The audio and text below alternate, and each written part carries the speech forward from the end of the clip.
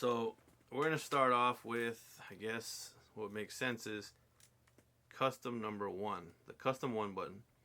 I have my custom 1 button saved to silent mode. And I don't have a lens on the body, but I still have it here. So when I hit when I hit custom 1, it'll go to silent shooting, on, off. I mean, I'm pretty sure you guys know how it sounds, but this is how it's going to sound. Actually, you know what? That's exactly how it's not going to sound, because that's silent shooting on. So now let's go to silent shooting off. So, big difference there. I used silent shooting when I feel like a bird, animal, or any wildlife that I'm photographing may be skittish, or it might run off, or it might bother them. So I use I'll have my custom 1 as silent shooting. Now, the custom 2 button here. Alright, let's see if the camera can pick this up. Okay, this is at 35 millimeters. Hit custom 2, and you're about at 52 millimeters, I believe, is something like that. So 35, crop sensor mode, APS-C mode, which is about a 50, 35 to about a 50. So that is what I have my custom 2 settings to. It's one of the settings that I absolutely use a lot with wildlife photography, is APS-C crop sensor mode. And again, that's custom 2. So what I like is, you know, I got a bird flying over, boom, custom 2, I can get a little closer if I need to, which in the a7riii, this will go from 42 megapixels at 30, you know, whatever your normal focal length is. I had a 35 on there, so I'll use 35. When I was at 35 millimeters, that was 42 megapixels. When I punched in APS-C mode and I went down to, what, 50, 52 millimeters, whatever it comes out to, I was at 18 megapixels. Which 18 megapixels is still very capable and still very good. I've done some prints with 18 megapixels, and it still looks fine. Okay, getting into the next. Let's go with let me see, I took some photos, right? Let's just find something. Okay, so custom 3 button. When you're reviewing photos, my custom 3, take this big old thing off.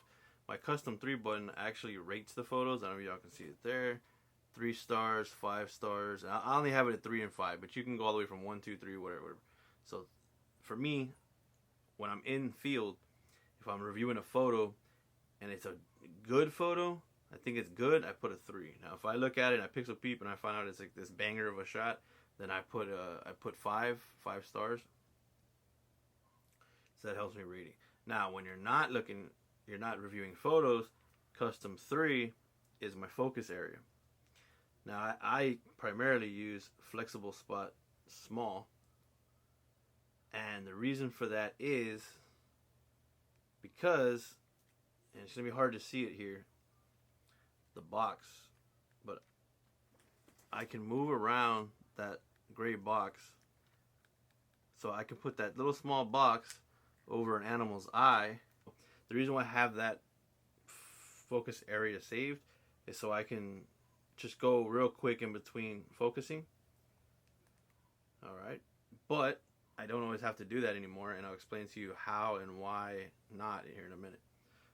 Custom 4 is your focus modes, and I always shoot continuous autofocus. Now let's go to the left analog. This is important too that I use. Drive mode. So on your drive modes, I almost always shoot continuous, shooting high plus. If I'm shooting moving birds, if I'm not shooting any moving birds or anything, I still shoot high. I only use two focus areas during wildlife photography pretty much ever.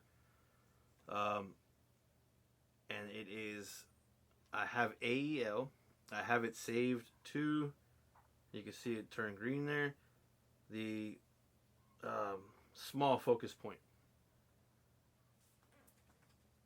AEL, small focus point, you can see it right there. So now, AF on button, I have it saved to wide focus. You can see that there. You see it jumping around with the wide focus.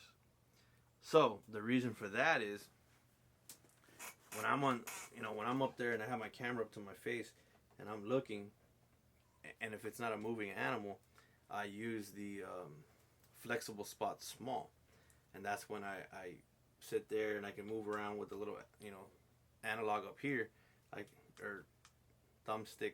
I can move it around and put that flexible small spot directly over an animal's eye. So if it's a moving animal, flying on animal, that I'm shooting wide. So now I no longer have to go and change my focus area because I have both focus areas saved right in the camera. AEL is the small spot focus, or I'm sorry, this real small one. Let's see, flexible spot. I always forget that. Flexible spot small is AEL. Autofocus on is my wide focus. So that's the focusing what I use. Let's see, we've pretty much gone over custom 1, 2, custom 1, silent shooting, custom 2, APS-C mode, custom 3, focus area, custom 4, focus mode, which honestly, that one I could probably save it as something else. It's just I haven't needed to. I shoot all my stills, all my photos in manual, or my video too actually, but everything in manual. I like to be in full control of everything.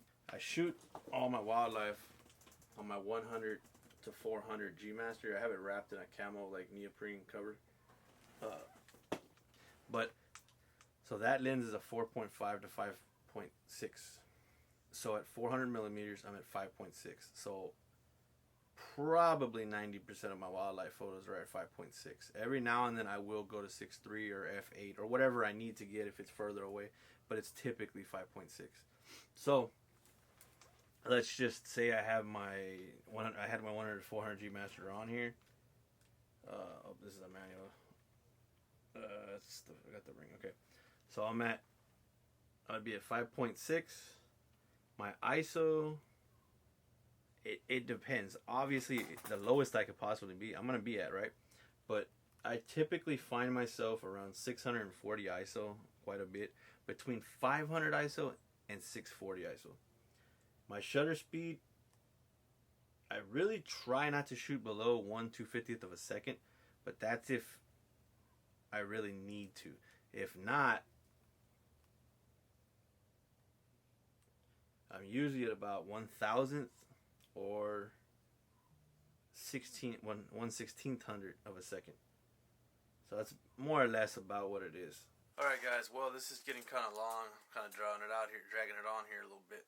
But I really hope that what we did go over helped you guys some bit, any bit. If y'all have any questions or comments or anything like that, go ahead and put them in the comments below. And I'll be happy to answer those questions that you have. Also, I just wanted to give a shout out to John Michael Hernandez, one of my best friends. This video was recorded on his a7riii. I was trying to do it on my phone, and trust me, if you think this video is bad, it was way worse on the phone. So, a big shout out to him for lending me the camera. Anyway, guys, okay, wrapping this up, and I'll catch you in the next video. Don't forget to like, comment, and subscribe. See you guys later.